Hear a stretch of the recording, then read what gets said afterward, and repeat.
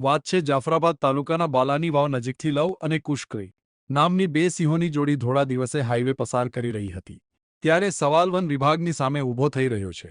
Highway ઉપર underpass હોવા છતાં પણ સિંહો જાહેર રસ્તા ઉપર થઈને રસ્તો ઓળંગી રહ્યા છે।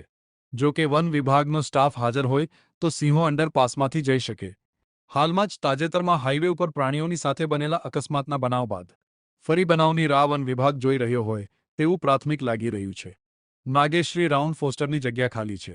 નાઇટ પેટ્રોલિંગ કે દિવસ દરમિયાન વન વિભાગ કરતું નથી તે સ્પષ્ટ લાગે છે। કાગવદરથી ટીવી સુધી તાત્કાલિક ફોરેસ્ટરની ભરતી કરીને માણસો રાખવામાં આવે તો પ્રાણીઓ સાથે અકસ્માતની ઘટના રોકી શકાય તેવી લોક માંગ ઉઠી છે।